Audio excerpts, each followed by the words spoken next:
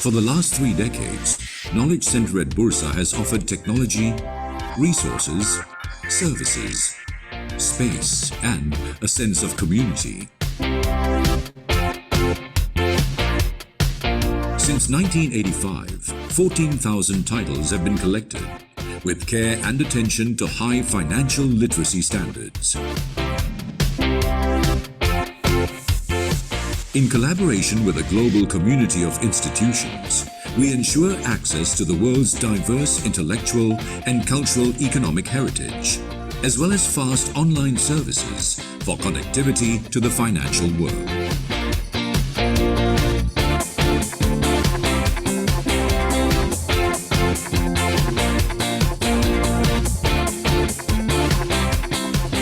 Serving the Bursa Malaysia community and beyond, Knowledge Center at Bursa empowers you in your trading and investment analysis research. Financial information at my fingertips.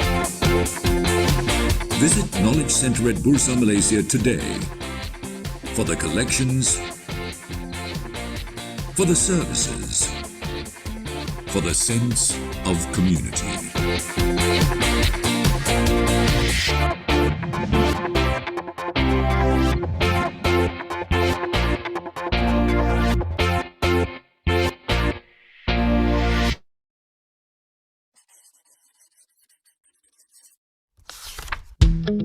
You have suffered financial loss while investing, and you think your bank, broker, fund management company, unit trust management company, PRS provider or distributor, or their agent or representative is responsible.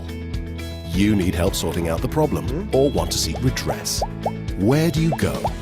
Sidrek is here to help you start the conversation and reach some resolution. First, lodge a formal complaint with a company that sold or offered you the unit trusts, shares, derivatives, or other capital market product or service. But you're not happy with their response. You have 180 days from their final written reply to come to Sidrek. Or if there's no written response, and it's been 90 days since you wrote to them, you don't need to wait longer. You may come to Sidrek even though you haven't received a final response yet. Sidrek first checks the eligibility of your claim. For example, is it within Sidrek's claim limit? Is it against a member of Sidrek? And so forth. If your case is eligible, we begin the dispute resolution process. All information in this process is confidential. We get both you and the member you're complaining against to sit with us and have a conversation. Documents and information will be required from both parties. No lawyers are allowed in the mediation process, as we keep the discussions informal and private. Our mediators are impartial and will hear both sides out and help parties communicate constructively towards resolving the dispute. Two outcomes are possible at this stage. Either both you and the member agree to a settlement, or you don't. If the both of you agree to a settlement, an agreement is signed and the mediation process ends successfully. But if both you and the member fail to reach a satisfactory resolution, mediation has thus failed. But don't worry, Sidrek then proceeds to the next stage, adjudication. During adjudication, parties are given the chance to provide any further information to help their case and ask each other further questions.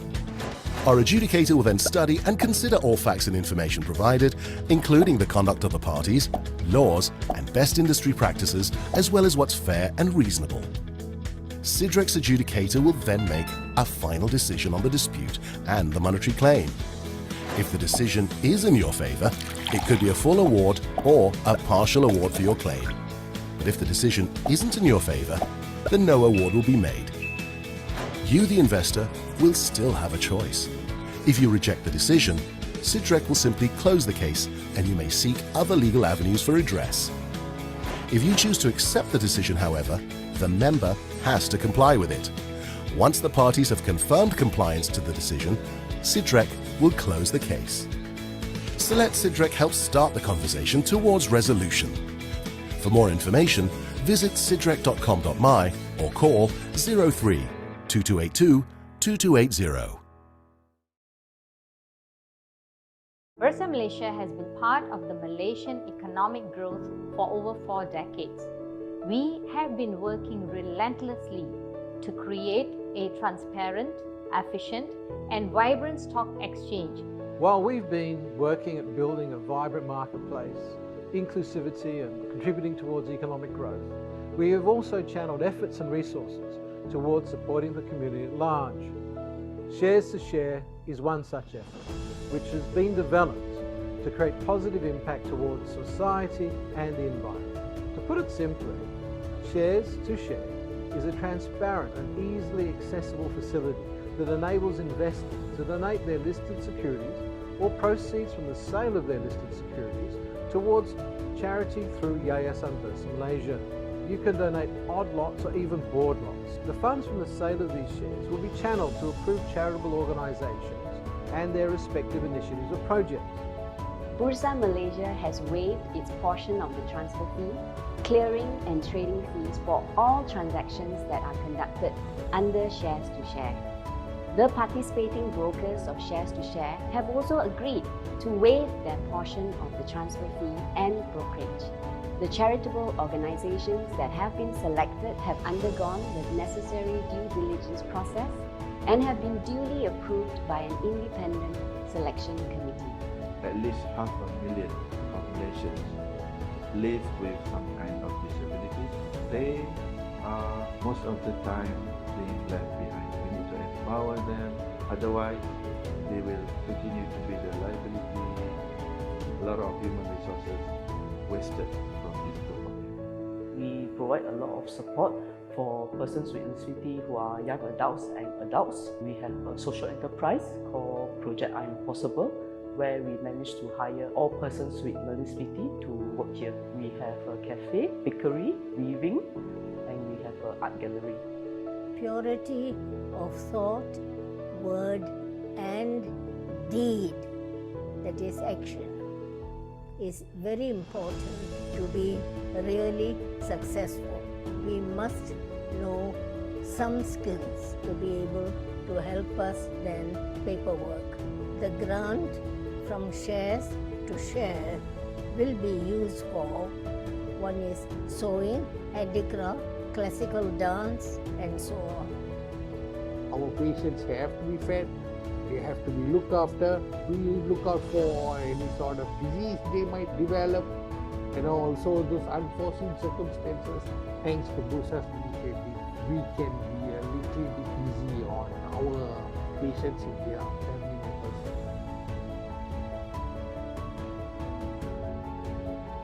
Donations will all be channeled to organizations that are involved in the sustainable development of Malaysia. The Shares to Share scheme offers you the chance to do so in a simple and effective way. Bursa's Shares to Share allows us to do good by donating our shares to charities. Join us in making a difference to the society by donating your listed shares.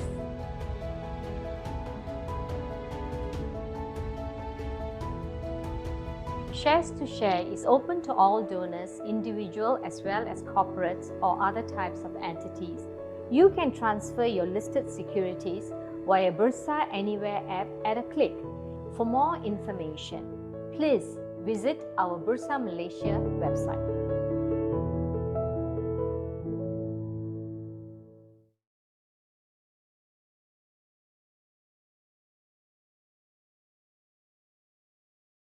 Hello everybody, welcome to this webinar brought to you by Bursa Malaysia and managed by our company LifeChamp. Today our webinar topic is Understanding the Company. My name is Shen Chu, I'm the moderator for this session. Now, fundamental analysis is a very essential skill that investors need to master so we can pick the right company to invest in. It is very important for us to be able to understand a company, to dissect the financial statements and be able to understand the company from a qualitative perspective and also quantitative perspective, so that we're able to find the right company that can fit into our portfolio. So today we are going to look into how do we understand a company from the fundamental analysis point of view. As usual, disclaimer, Whatever we share in this webinar is only for educational purpose. In no way that we give any recommendation for you to buy or sell any listed securities that we mentioned here. If you decide to make any investment decisions, we're 100% responsible for all your investment risk. Allow me to briefly introduce our speaker today. She began her career at RHB Investment Bank and has spent 9 years in the financial services industry while obtaining a dual license, which is specializing mainly in the listed derivative and equities market. With over 6 years of experience and not less than 80 sessions conducted, she has trained more than 500 people in her audience. She regularly attends AGMs and company visits for different listed companies to keep her clients informed about the latest updates about her sharing sessions. She graduated with a Bachelor degree in Banking and Finance from Sheffield Hallam University. She's none other than Miss Tang Wai Ying. Wai Ying, how are you today? Oh yeah, I'm great. How are you? Thank you so much, Wai Ying. So I'm fine as well. So without further ado, let me hand over the session to you. Okay.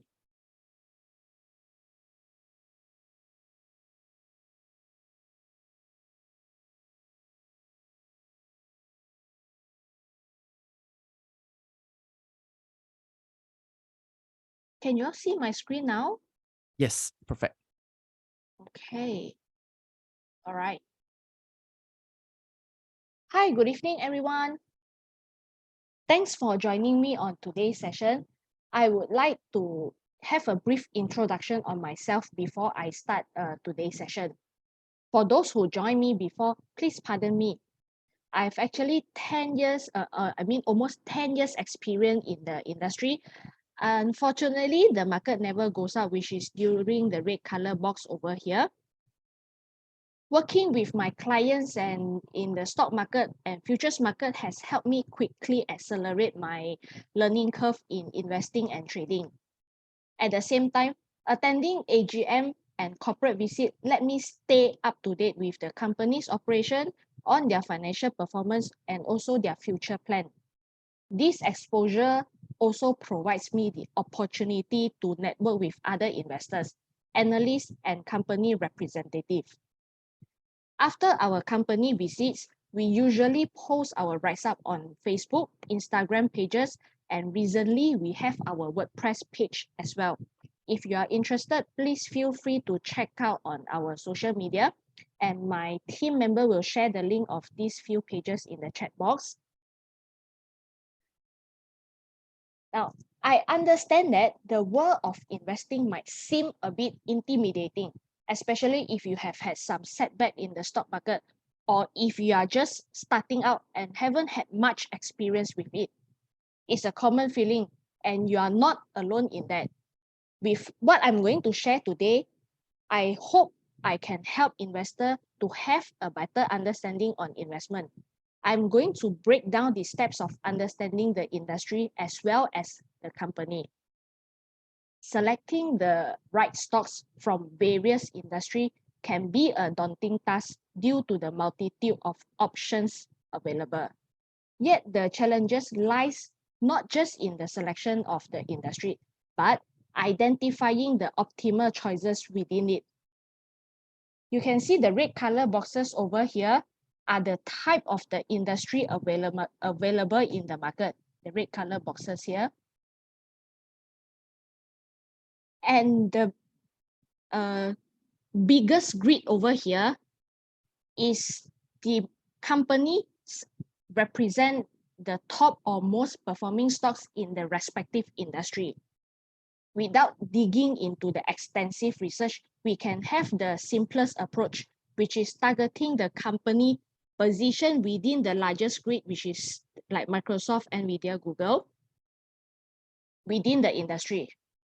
Why I said so? Maybe I take Microsoft as an example. We back to 10 years ago, and we will see whether Microsoft is the biggest market cap within the industry or not. I will share another screen.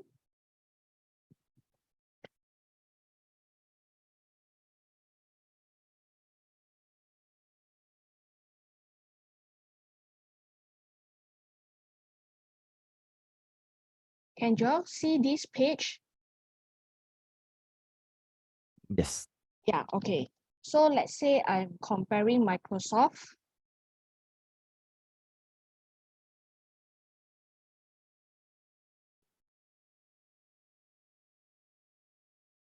And then the Microsoft competitor within the industry is Oracle and also Adobe.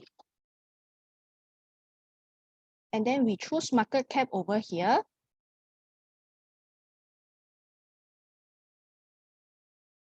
And in a 10 years period of time,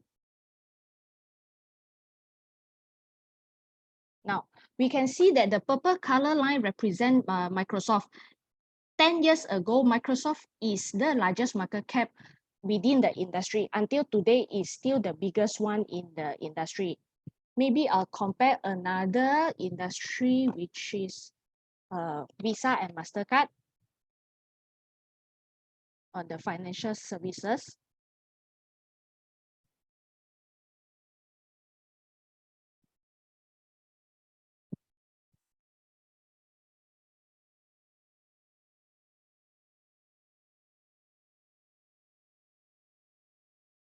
You all can have a look. Visa, the purple color line, is the biggest cap 10 years back as well.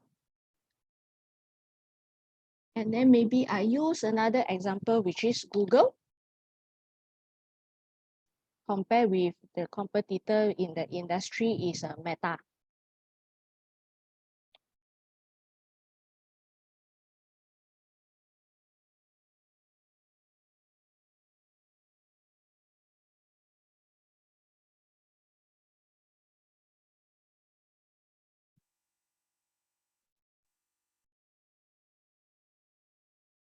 There you can see 10 years back, Google is the biggest company in the industry as well. So come back to this.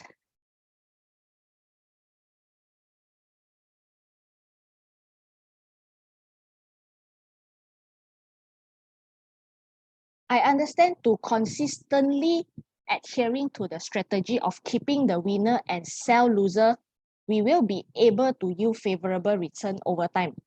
To initiate this practice, we must identify the right industry that has the secular growth trend in the long run and focus to select businesses with strong potential for sustained success.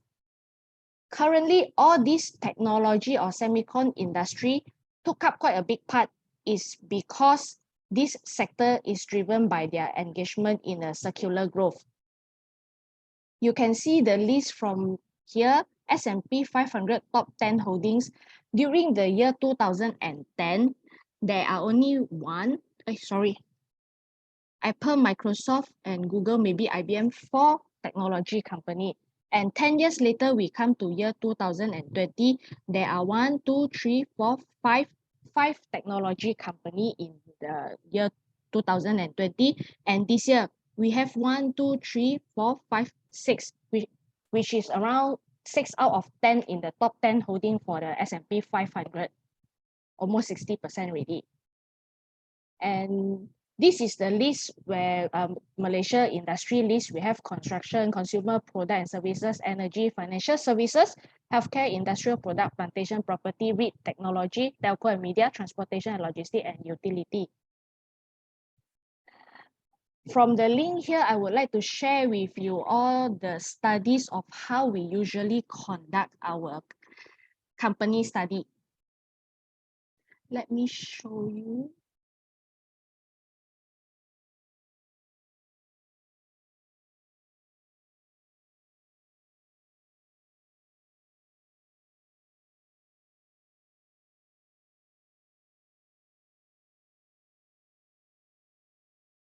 Can see is a WordPress page over here. I will share 3 company over here. The first one is the MSCI. MSCI is a leading global provider of equity, fixed income, real estate index, multiple asset portfolio analysis tool, ESG and climate product. And how this business make money is by charging subscription fees, asset link fees, and transaction royalty on exchange traded futures and options. Half of the company revenue is generated from the recurring subscription paid by the asset manager. Whenever they want to use MSCI index as a benchmark, they are required to pay a fee to MSCI. Another income of revenue which is derived from the asset-based fee for passive fund or ETF that tracks its indices. MSCI will impose a fee that represents a small percentage of the fund asset under the management. Another 26% of the revenue, which is primarily comprised from the software subscription, and another 10% which is contributed by the company's ENG and a climate segment. This is the table that shows the revenue breakdown on the segment basis.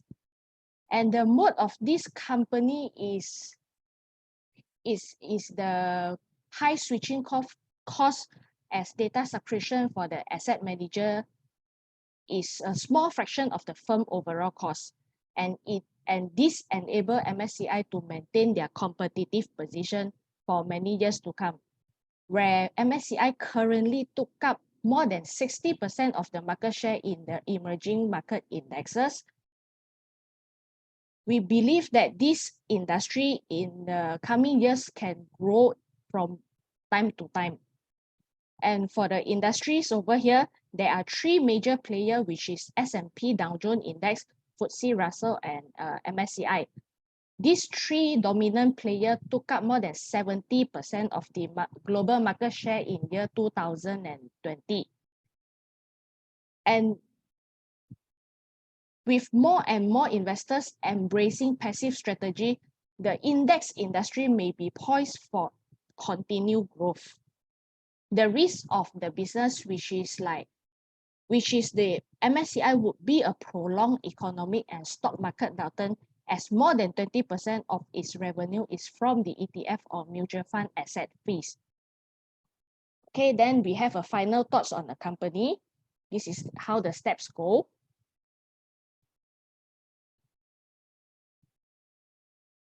And then we have Intuitive Surgical, another company. This is a company that develops surgical technology, a high-tech robot assistant surgical system that help the surgeon to perform surgery with more precision and control. And how this company make money? This company revenue primarily through the placement of the surgical system, which offers sales or sales type lease arrangement where the revenue is recognized upfront. And this system sales were only 27% of the company revenue, whereas most of the revenue are generated from the sale of instrument and accessory, which accounted for 56% of the total company revenue. Another 17% of the revenue are come from the servicing. This is the table that shows the business revenue breakdown in segment. The mode of this company is that the company has a significant cost associated with switching to another surgical system. The high switching cost for Intuitive Surgical make it able for them to protect themselves and remain as competitive position for the many years to come.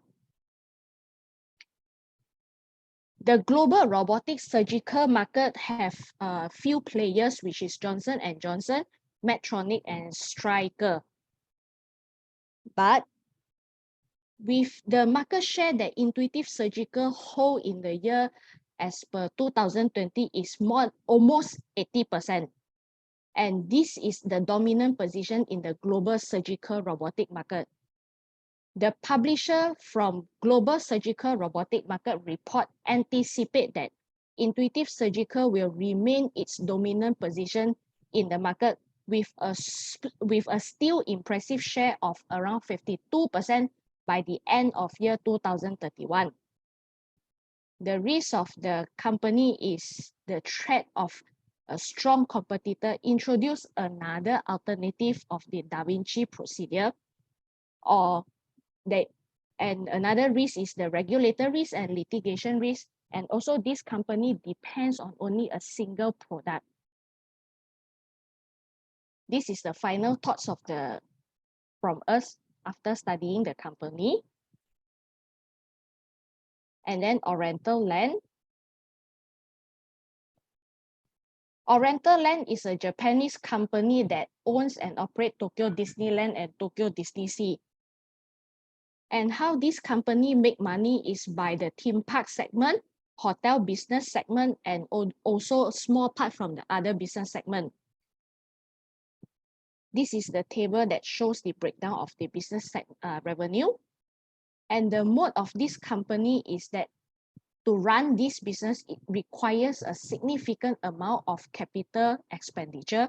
At the same time, they need a significant investment required to match the scale and quality of current Tokyo Disney Resort, which can create a substantial barrier for the new competitors to come in.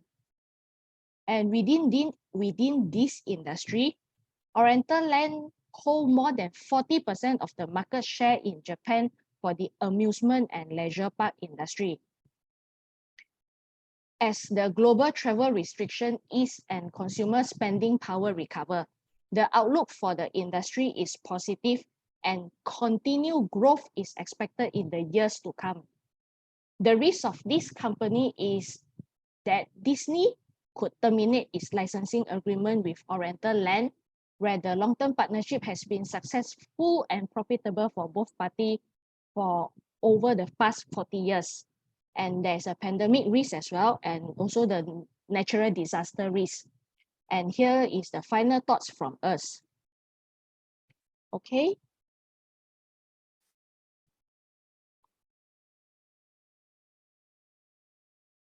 After this three company study, in short, when we comes to studying a company, we need to understand how the business make money. One moment.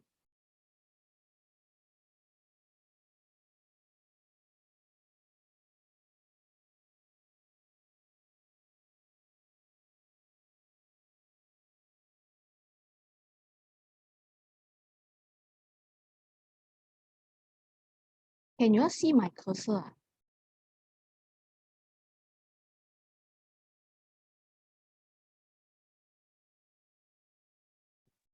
I think you need to resume your slideshow. Yeah, I'm trying.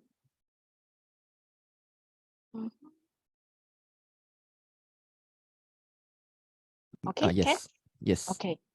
After these three company study, in short, when it comes to studying a company, we usually have this practice on to understand how the business make money, who are the competitors, and the industry outlook of the company, whether it is on a growing or a sunset industry. If you want to have more understanding of the company study, you can go to our WordPress page and read through. And then you can subscribe our WordPress page as well. While the general trend of the stock market is trend upward over time, but not all companies follow the same path. Do stocks outperform treasury bill? This research is done by Hendrick, which carries a period of 100 years since 1926. The impressive outcome of stock return that have more than 0% return over the span of the 90 years reveals a remarkable 50.9%. Whereas for stocks to outperform treasury bill become 27.6%, and to outperform the market has only 3.8%, which is less than 5%. In reality, a mere 36% of stocks have managed to outperform the Russell 3000 index over their entire lifespan. A substantial majority, 64% of stocks, have exhibited total return lower than Russell 3000 index throughout their existence. We hold the belief that these selected minority stocks have executed strategies or practices that enable them to maintain its sustainability and longevity over their lifetime. To achieve market-beating performance, we must invest in the right industry. Industry with circular growth is the industry we are looking at for long-term investment. On the flip side, there are industries in decline, commonly known as the sunset industry. To minimize our risk, it is wise to avoid investing in them. As we know, not all the industry are suitable for a buy and hold approach. Some of the industry like real estate or oil and gas operates in a cyclical pattern. As a result, these cyclical industry tend to be more suitable for trading rather than long-term holding.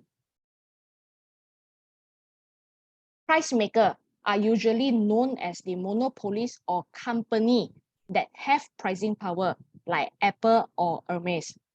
Whereas price taker, it is less appealing, which is like glove stock.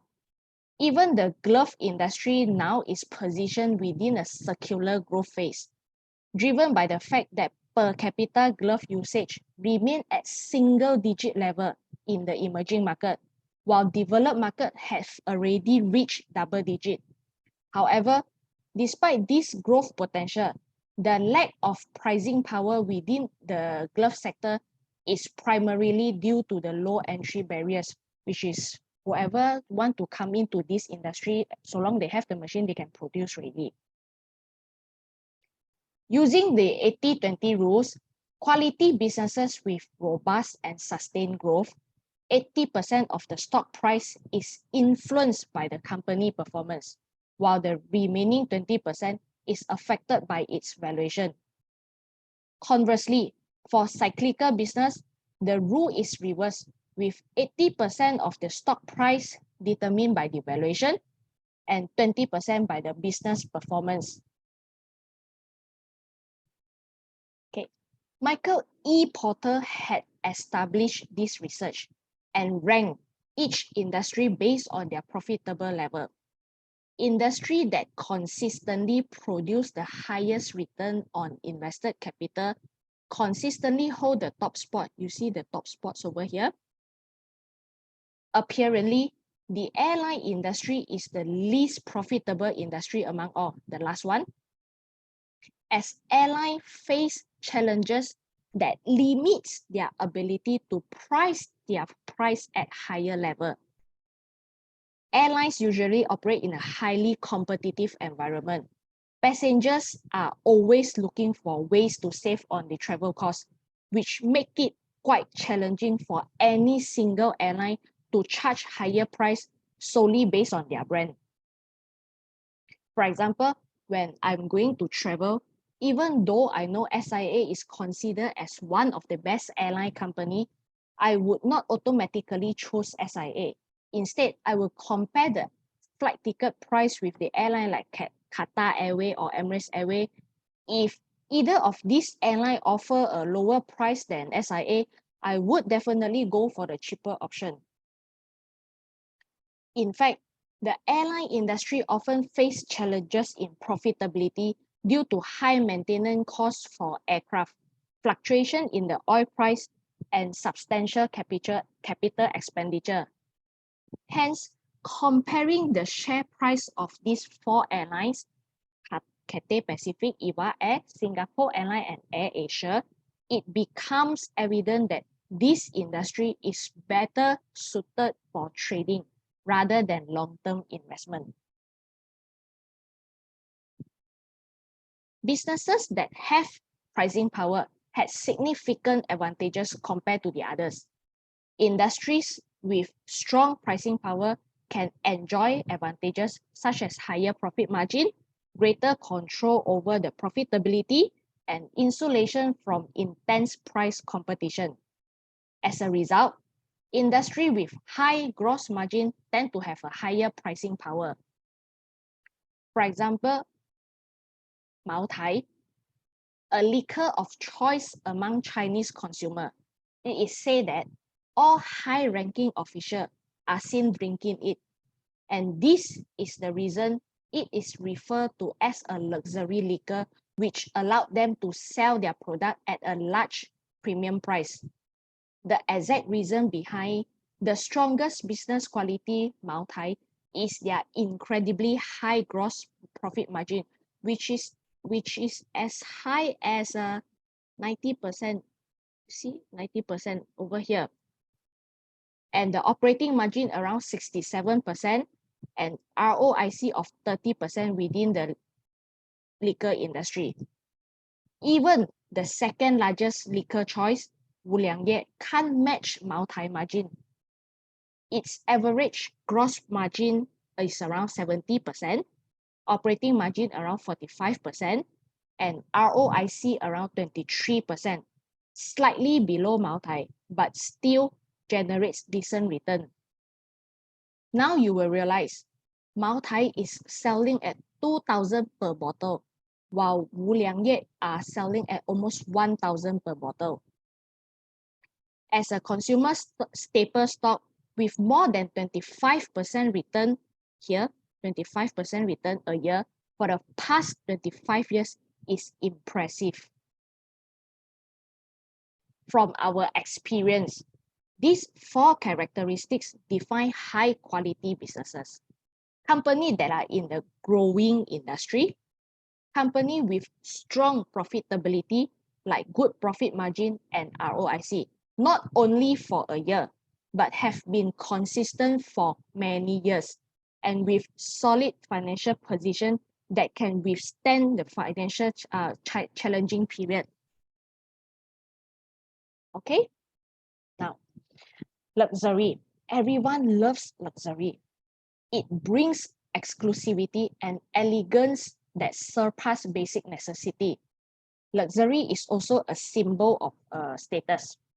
I still remember 10 years ago when I was studying in the UK, I saw many Chinese people or Chinese tourism lining up in front of the luxury store just to enter those branded shops and buy branded goods.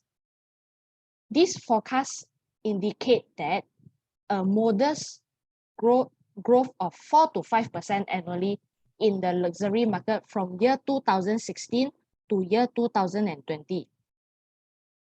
It is primarily driven by the rise of the Chinese middle class.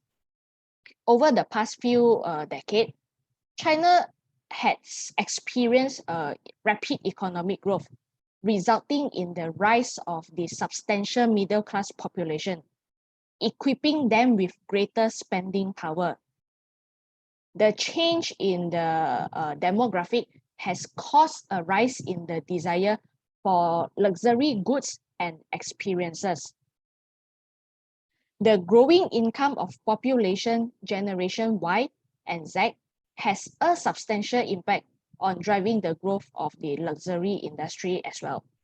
So when it comes to generation Y, which is also we known as a millennial, and generation Z consumers, they really prioritize the experience and expressing themselves on a personal level more than previous generation. Both this generation grown up in the digital age and are highly influenced by the online content, social media, and influencer KOL. Therefore, both these generation consumer are comfortable with online shopping even for the luxury item. Going back to year 2017, I recall my boss giving me 5 stocks to study with the instruction to choose only one for investment, which is company L, K, H, P, and B. Upon evaluating the revenue growth, the ROIC, the net margin and payout ratio from this table, company H ranked first in all of these categories. However, the flip side is that this company has a high PE ratio, which is around 40 times. Company within the same industry can have different PE ratio due to a variety of factors that will influence their financial performance, growth prospect, risk profile, and market perception. Here are some key reasons why companies within the same industry might have different PE ratio, like growth prospect, earnings quality, profit margin, risk perception, competitive position, dividend policy, management quality, market sentiment, market share, cyclical or non-cyclical, size of the company or industry specifics.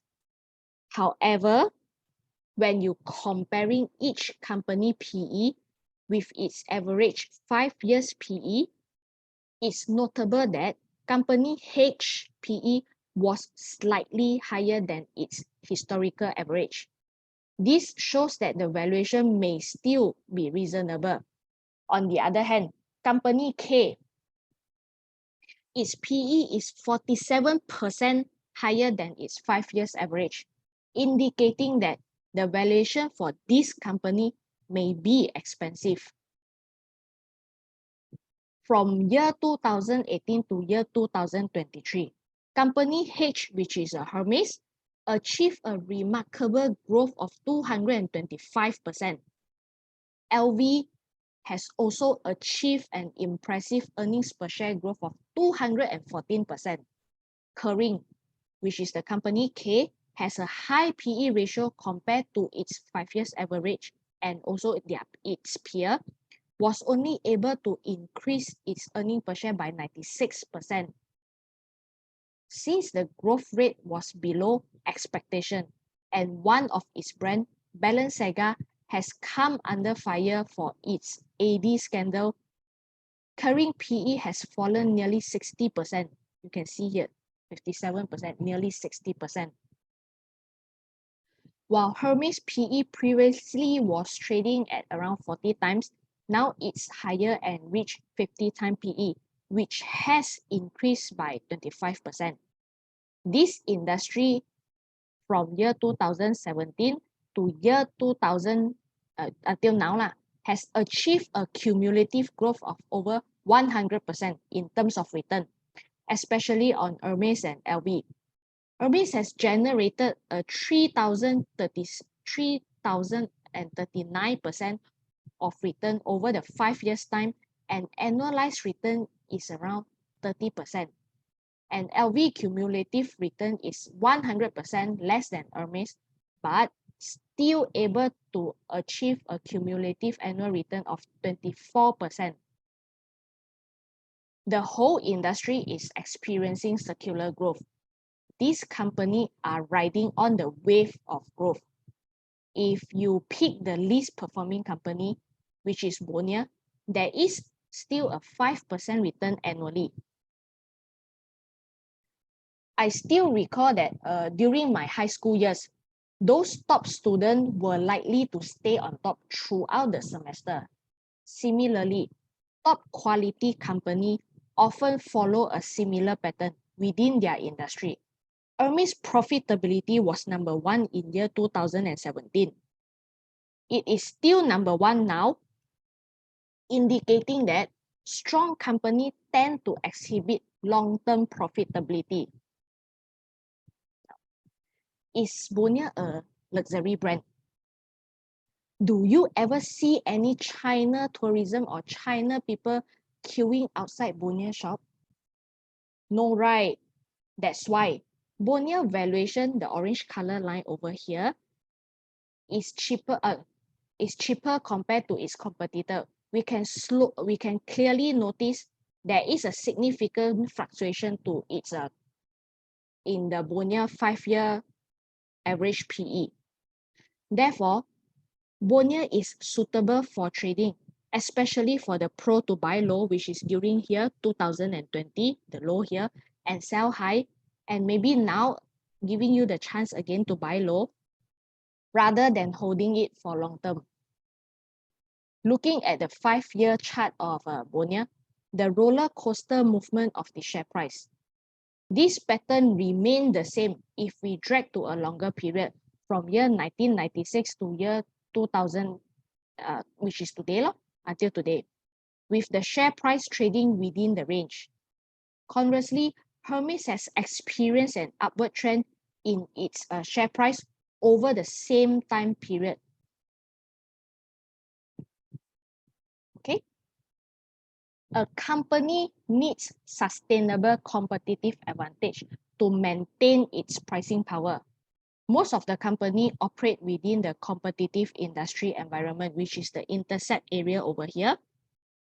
However, industry categorized as monopoly, duopoly, and oligopoly tend to have greater pricing control compared to those in the overlapping competitive area. For example, stock exchanges resemble a monopoly industry, while Heineken and Carlsberg in Malaysia represent a duopoly industry. Credit rating agencies are an example of an oligopoly industry. Stock exchanges theoretically operate as a monopoly within a country, although the globalization has begun to impact the competitive landscape.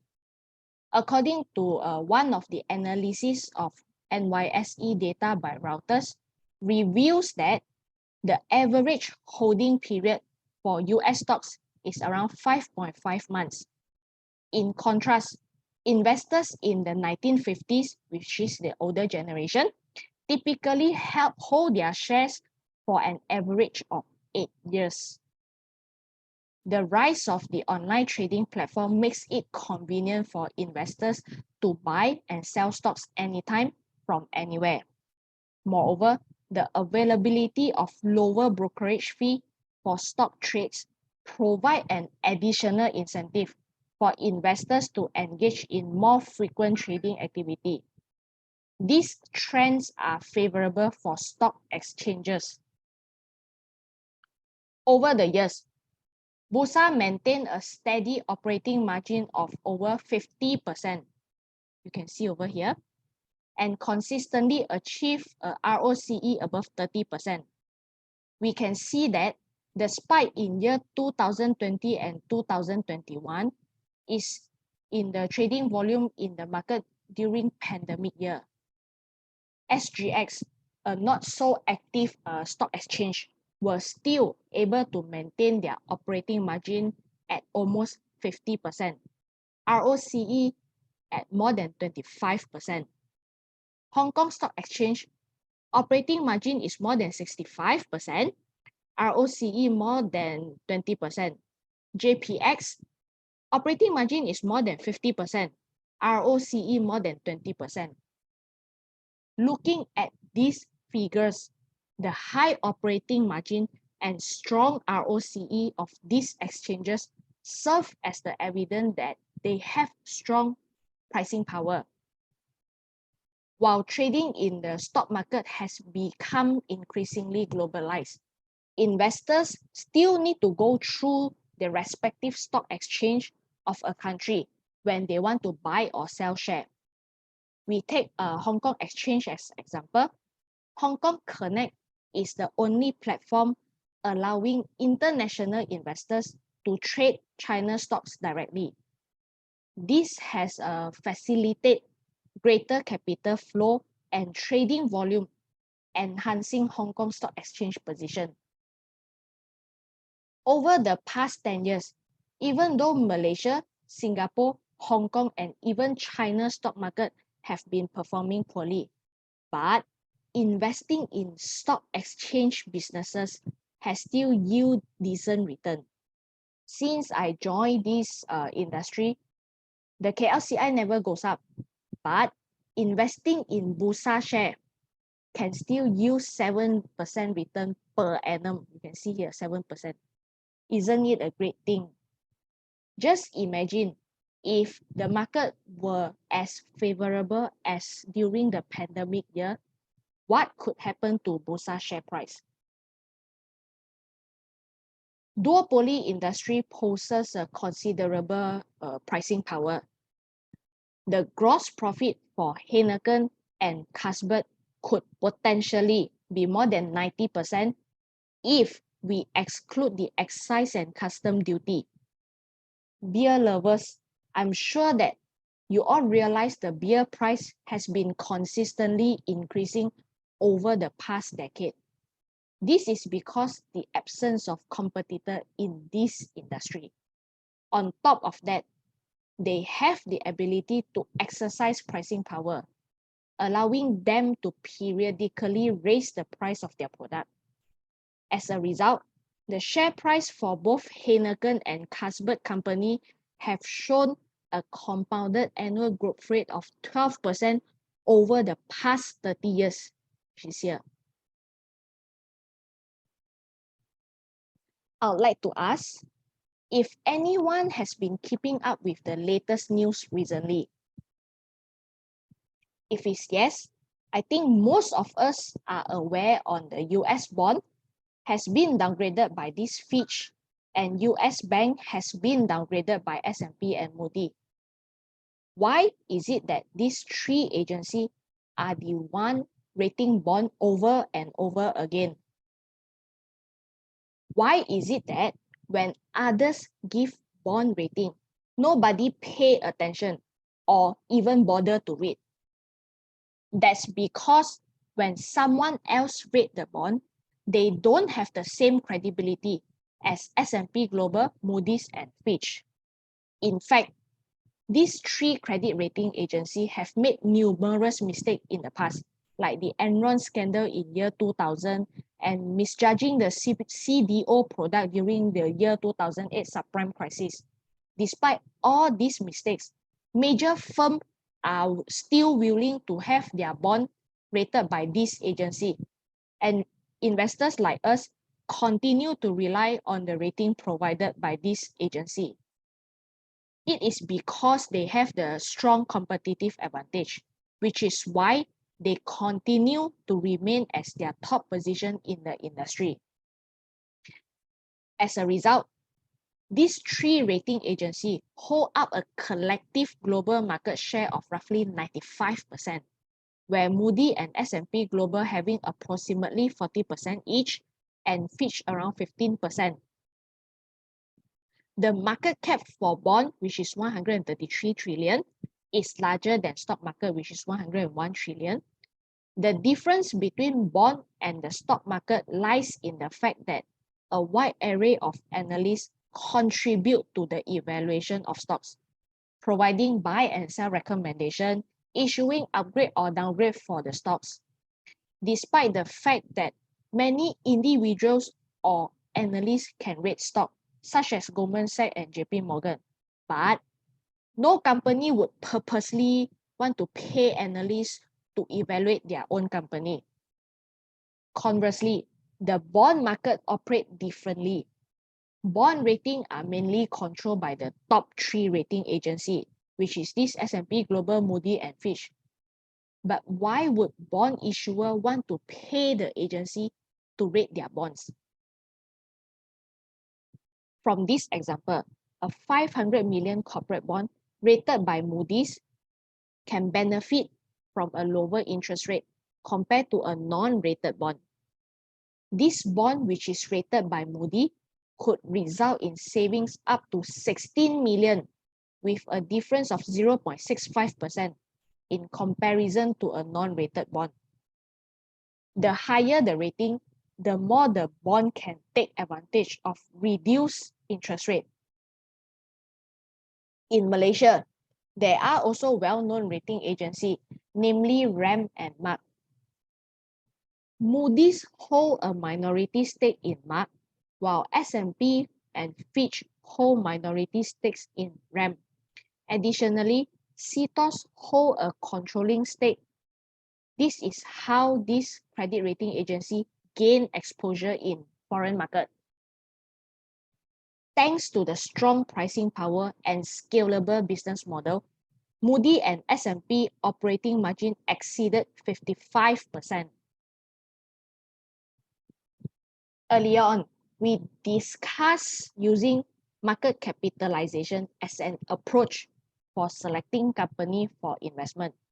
Another alternative available to us is considering branding ranking when deciding which company to invest in. Sounds funny, huh? Yeah, in year 2007, we observed that Nokia held a higher ranking than Apple.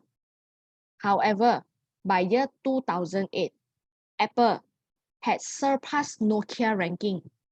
This approach involved using brand ranking to study the industry leader whenever a new brand overtake the current top ranked company on the list. In such cases, we can choose to divest from the company that drop in ranking and invest in the newcomers. As consumer, we don't necessarily need to conduct comprehensive research. We can still sense the shifting momentum in the product preference happening around us, such as people around us start to prefer using iPhone over Nokia during that time and declining interest in Nokia product. While we might not have been able to capture the momentum in year 2000 as it happened, even if we recognize company potential 5 or 10 years later, maybe which is over here, 2019 over here, being late to the party, we can still profit from it as long as it maintains its leadership and remain as a strong and high quality company. 20 years ago, most people here probably experienced the old school way of browsing the internet by opening Internet Explorer and using Yahoo as the search engine, as Google Chrome didn't exist back then. However, at some point of time, the search engine trend changed from Yahoo to Google, and people started using Google more often. In other words, we can analyze the market share of each company within the industry to determine who the leader is. It's quite evident that Google's search engine market share began to rise and surpass Yahoo starting in year 2003. Ever since then, Google has become the trendy term when people want to search for something instead of saying Yahoo it. It is important to emphasize that even if we didn't notice the trend shift in year 2003, but recognize it 10 years later, which is around here, 2013, we can still yield a respectable return.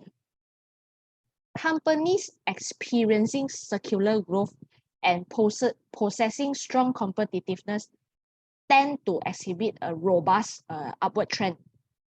As long as it is a market leader in the industry, it always maintains that position for a substantial duration until another company appear and take over the market share. Upon hearing the name Novo Nordisk, most of us might not be familiar with the company nature of business. It's a pharmaceutical company that specializes in producing diabetic medication. In year 2012, Novo captured 25% of the market share for diabetic medication.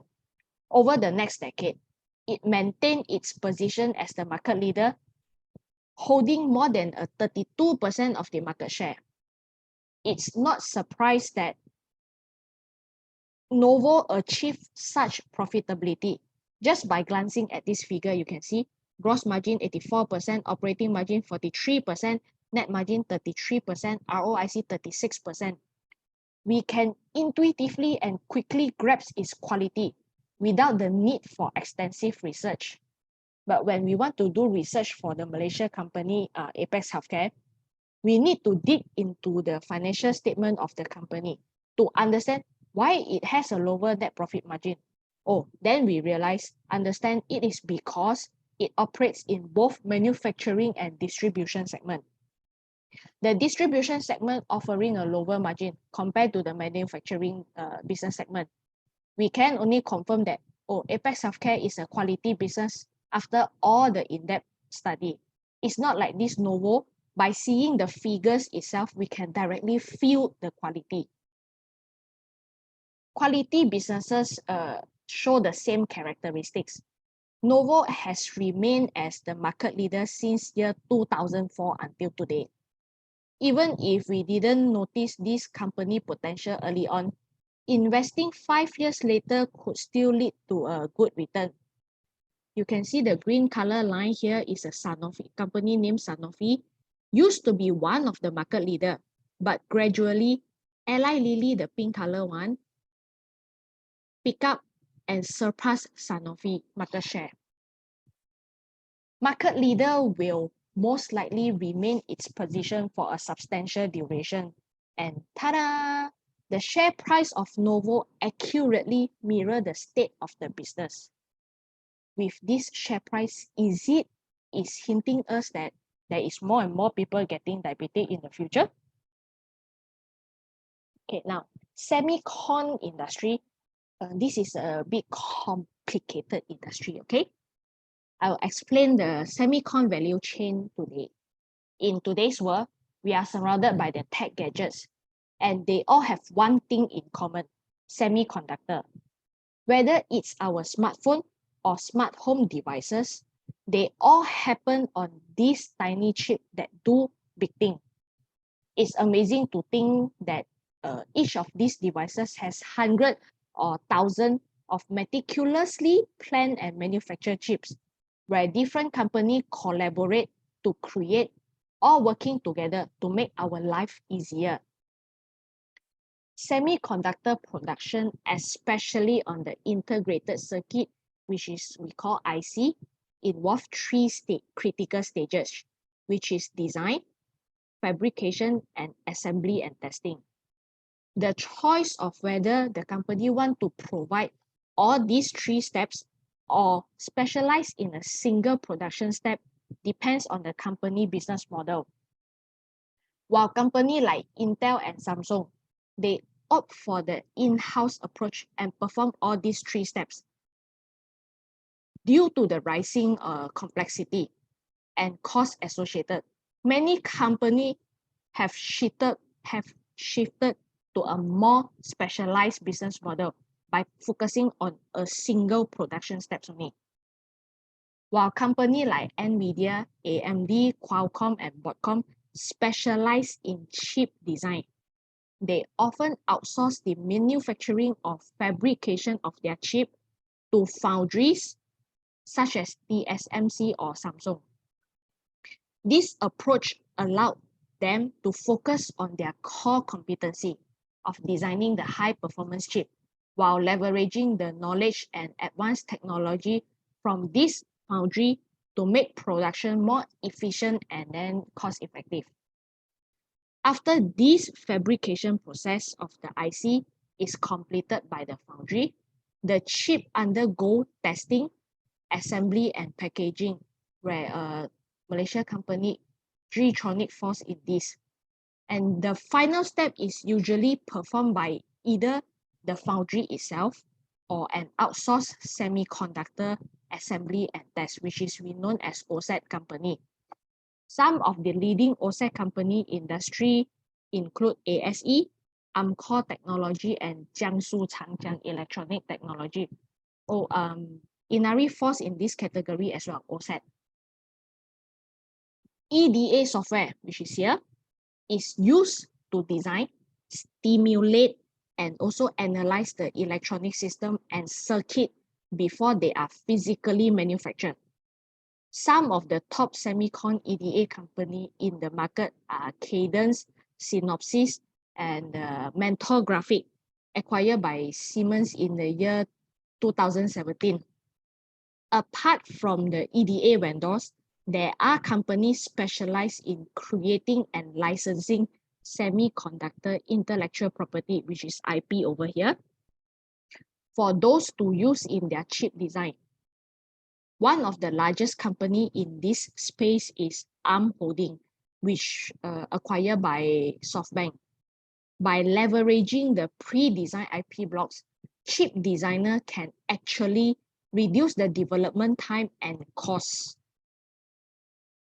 When a company creates the IC on a silicon wafer, different tools and equipment are needed for different tasks, which is here. Some of the top companies that provide equipment include ASML, Applied Material, Lam Research, and Tokyo Electron. A Malaysia company is Vitrox, for in this. And semicon manufacturing require the use of various chemical and gases for different process and steps, which are mostly provided by the Japanese company. It is like Shin-Etsu, Sumitomo Chemical, and Mitsui Chemical. There are European companies that produce this as well, which is like BASF, Lin, and also Merck KGaA, play a significant role as well. Wafer, the last one, are an essential component in the semicon manufacturing process, and they come in different size and types. While there used to be over 20 silicon wafer supplier in the 1990s, today only 5 companies hold 90% of the market share. Japan, Shin-Etsu and Sumco are the top player, followed by Global Wafer in Taiwan, Siltronic in Europe, SK Siltron in South Korea. Maybe you all need time to digest this value chain thing, but you all can go to our WordPress page. We have already posted up there. Okay? These 3 companies, which is Gtronic, Inari, and Vitrox, even they falls under different category of production in the semicon industry. As long as the entire industry is on an upward trend, this company will be benefited. The global semiconductor value chain is a very complex ecosystem and involves several players from multiple regions and countries to work together to create the cutting-edge technology. As the technology continues to advance, the semicon remains as a critical part of our life and for the global economy as well.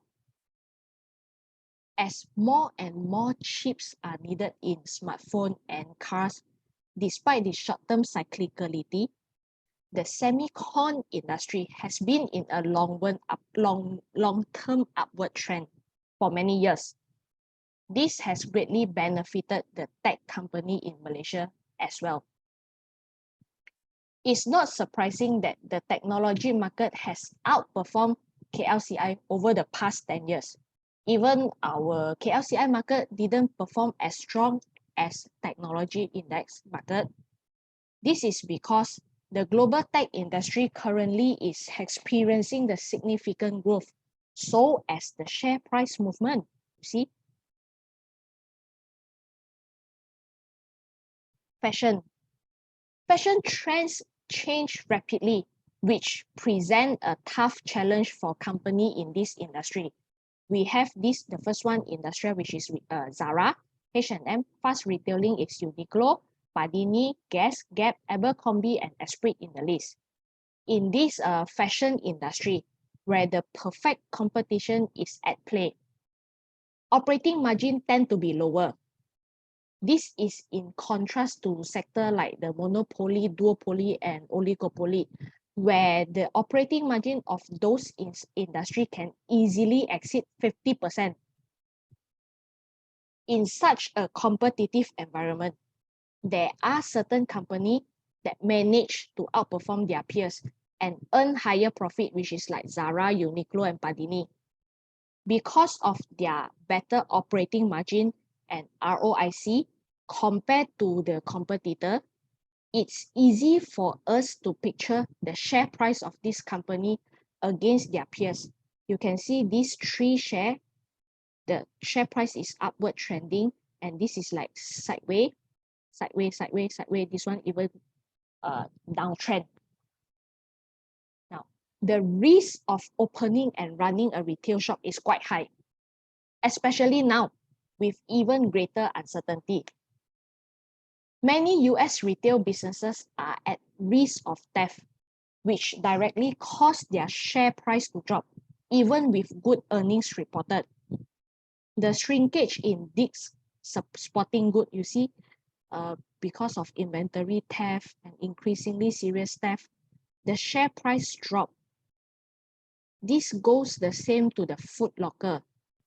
Elevated level of theft, and then the sales plummet, and it shows that the theft and return and fraud, things like that. And then the share price also dropped significantly. Robberies can even happen suddenly, like a flash mob, with individual entering shop and grabbing or snatch anything they can. There goes the share price of Macy. Macy is a department store in the US. Cars. Everyone likes cars. and would want to change their car every few years if their finances allow, right? There is a said that it is better to cry in a Mercedes-Benz than of a bicycle. The low number of gross margin shows that this industry operate in a highly competitive environment. In general, the car industry is known as a cyclical industry, cyclical sector, and typically operates within a perfect competition environment, which is lack of pricing power. But why? Tesla managed to outperform its peer compared to Honda, DRB, Hycom, and Ford. Yep, you guessed it right. Circular growth trend. The trend of EV has begun to gain momentum and is growing rapidly. The reason behind is due to the global low penetration rate of the EV. The increasing desire among people like us to switch from the traditional petrol car to EV is propelling this growth. Thus, the entire EV industry is currently undergoing a period of circular expansion. Tesla remarkable cumulative revenue of 1,121% from year 2013 to year 2019 stands out to its position in the rising trend of the EV. Over the next 5 years, Tesla revenue continued to grow by another 283%, leading to a robust uptrend in its share price.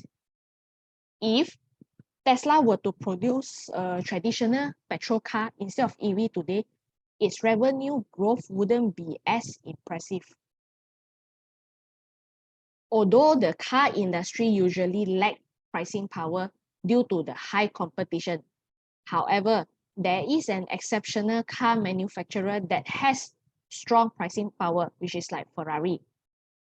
Some might even categorize Ferrari as a part of the luxury industry rather than the traditional car industry. Even if we can't identify Tesla earlier on, we might be able to identify Ferrari. It has a high gross margin of 48% and high ROIC of 20%, compared to the earlier mentioned peers with an average gross margin of 20%. Ferrari gross margin is 150% higher. In the oil and gas industry, there are 3 categories, which is upstream, midstream, and downstream. Generally, we recommend clients to directly purchase oil futures if they think the oil price will increase. However, for investors who prefer stock, choosing an upstream oil company is more suitable because of their high correlation with oil price. In the case of Malaysia stock, the proxy is Hibiscus. The blue color line is the crude oil price, and this is the candle of the share price. They move like with a high correlation. Other oil companies not recognized as upstream tend to exhibit lower correlation with oil price. Company like Dayang operate on a contract basis, and typically their stock price rise only after a prolonged period of oil price increase. This is due to the lagging effect, as the company must wait for the oil price to adjust, followed by oil extraction, initiation of the contract, and only then it impact the company income. One of the important aspects to note in the oil and gas industry we need to pay close attention to the company leverage or gearing. Take Dayang as an example. Since its net debt to EBITDA ratio isn't very high, it stands a better chance to survive in the low oil price movement. Whereas Sapura Energy, on the other hand, has a high net debt to EBITDA ratio. Paying down the debt is already a difficult task. Regardless of how much the oil price surge, you see the oil price, the share price was still unable to return to its previous peak.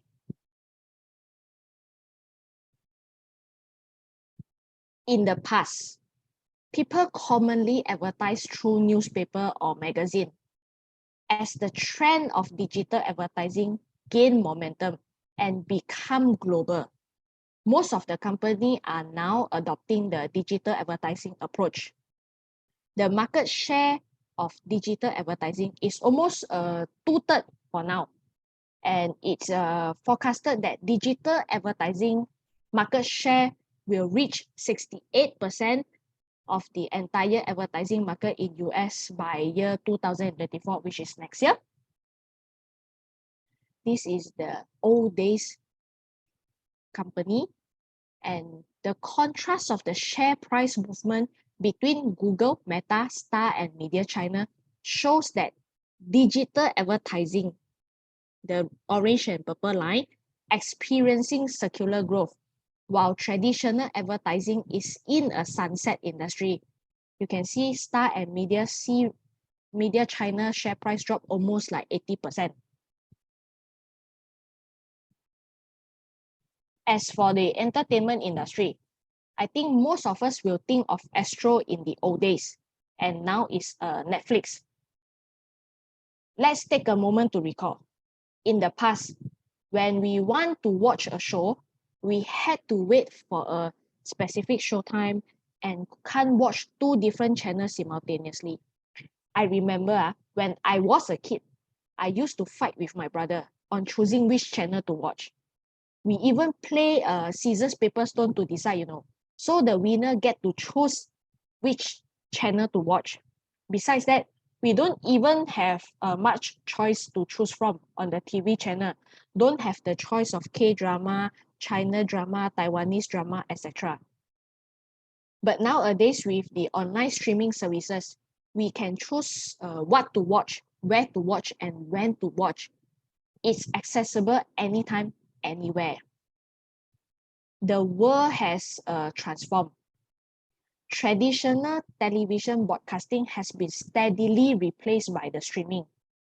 While Astro, they initiate the transformation and offer online streaming, but they begin much later than their competitor. You can see this is the Media China, a media company. Netflix, the orange color line, being the pioneer in the streaming business, its share price has outperformed its peer, generating an impressive return of nearly 3,800% over the years. On the other hand, the legendary broadcasting company like Astro, Media, or Hong Kong TVB not perform well over time. You can see it's like flat over here. In fact, they already dropped like almost 80% already. Even though Netflix holds an industry-leading position now, the competition remains intense, with new players coming in to this market to grab a piece of the market. Since the early 2000s, the music market faced significant challenges due to the online piracy. A remarkable turnaround occurred in the year 2015, which is here, 2.7, the green color bar over here.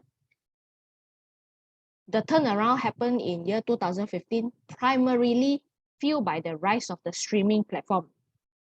While music streaming has gained significant traction in the US market with a penetration rate of nearly 40%, but its global reach remained relatively low at just around 12%. According to the Granville research, the global music streaming market size is expected to expand at a compounded annual growth rate of 14.7% from 2022 to 2030. You can see the green color bar is like expanding for streaming business. Streaming platform heavily rely on the record label to supply them with a massive library of music content, and the supply of this content is highly concentrated. The global recorded music market is dominated by these 3 major record labels, which is UMG, Sony, and Warner's. collectively holding more than 70% of the market share. Each major record label holds exclusive ownership of distinct original music recording, lyrics, or composition that are unavailable to their competitor, making them irreplaceable in the industry. And who would willingly subscribe to a streaming service that lack 15 to 30% of the music library?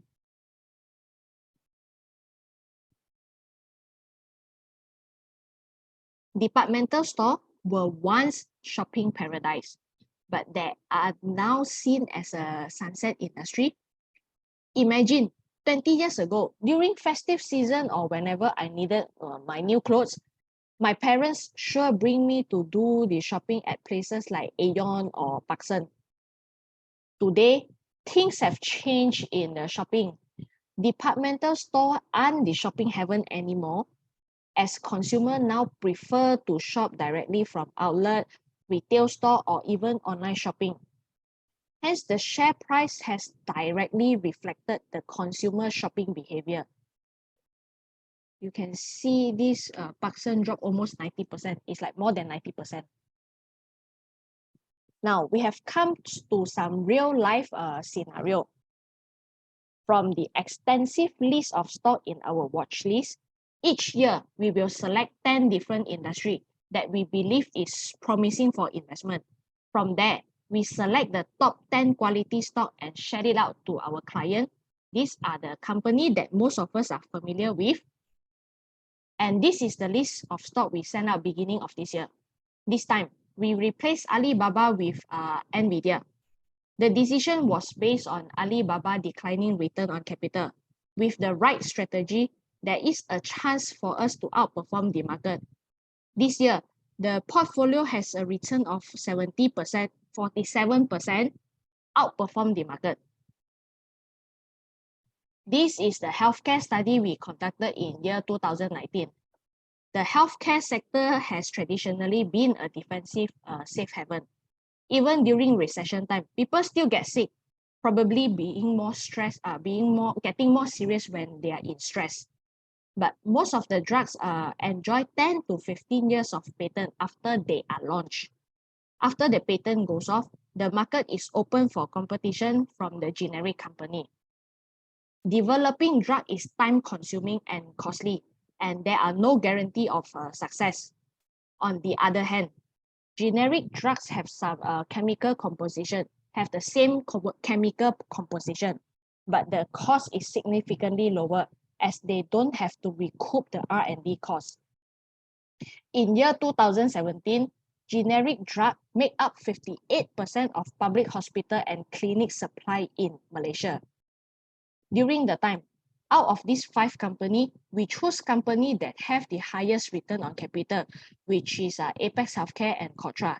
These 2 companies has yielded decent return. On the other hand, if we own the other 3 companies like D Pharma, Pharma, and YSP, the return will not be as good as Apex Healthcare and Cotra. When dealing with cyclical stocks and industry, we will need a different analysis and model. For example, this was the analysis we sent out to our client for turnaround play. For turnaround play, timing and valuation are crucial. Turnaround stock can be highly profitable when industry dynamic begin to improve, especially if investors were able to acquire this stock at very low valuation. I can share with you all the report that we sent out to our client. Now, this is the file that we sent to our client at that time. Can you all see? Okay. This is the report on the financial year 19 quarter 3. The comment is quite negative. The domestic market remains challenging with excessive supply. This is the company prospect, and comes to the financial year 19 quarter 4, slightly better. The prospects of the company become even more a bit more positive lah. Domestic steel bar price regain its rising momentum. Okay. Oversupply situation in the domestic market was to some extent mitigate as a foreign-owned steel mill managed to channel substantial production to export market. Okay, on the financial year 20 quarter 1, because of the COVID pandemic, remained as a major disruption to global supply chain. But steel consumption is expected to improve gradually in the second half of the year. Started to turn a bit positive. And on quarter 2, steel market sentiment show initial sign of improvement. Domestic steel demand, however, remained lackluster because of COVID during that time. And we come to quarter 3. Domestic demand is still below pre-pandemic level, but is expected to gradually improve in the coming year. And the strong steel demand from China, the prospect turns quite positive. That's why that time we found Anju this industry. And then this one. So this is the share price of Anju. During that time is almost like the bottom here already. Anju is at the bottom and looks like it's going to turn up. And this is the downtrend of Anju. It formed a higher low and started to break the EMA 200. And ta-da! That's the upward trend of the Anju. And most of our clients make money after we share this turnaround play, okay? Lastly, recap for today's session. Only a small percentage of stock outperform the market by a wide margin in the long run. Knowing the industry well helps investors to decide which stocks are good for long-term holding and which one are better for trading. In a growing industry, companies usually exhibit a high ROIC or experience a significant revenue growth. Companies with pricing power always enjoy higher profit margin. Investing in the market leader or high-quality company generally leads to a better outcome for a buy and hold investment strategy. Last, the very important thing, always follow these 3 key principles, which is focus on high-quality businesses, invest regularly, and build a diversified portfolio. Thank you, everyone. That's all for my presentation today. Thank you so much. Thanks so much, Wai Ying, for your wonderful presentation on understanding the company. I think I especially like the fact that you show us different industries and sectors so we can understand the operating statistic of these industries. So if you have any question to ask our speaker, Wai Ying, we have 1 or 2 minutes left to ask her any question. If you do, please post it in the Q&A box. Faisal would like to ask, what are some counters that you like in the semiconductor sector? For the semicon industry, currently, I think I prefer Penta Vitrox. Yeah. Okay, but just want to highlight that there's no buy or sell call here. Yeah. Okay. And for US stock, maybe it's NVIDIA. For the semiconductor industry that Wai Ying have explained, I think in the Malaysian context, we have many more companies that are in OSAT and also ATE. So yeah, you just use the metrics that Wai Ying have shared with you, compare the fundamental aspect of the business, and do your homework and pick the stocks that works best for you and that can meet your investment objective. All right.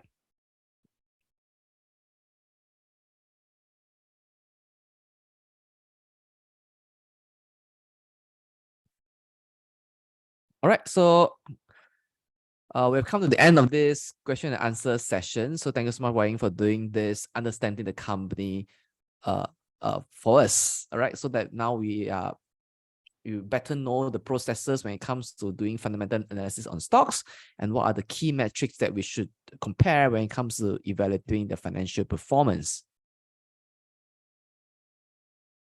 All right, thank you very much.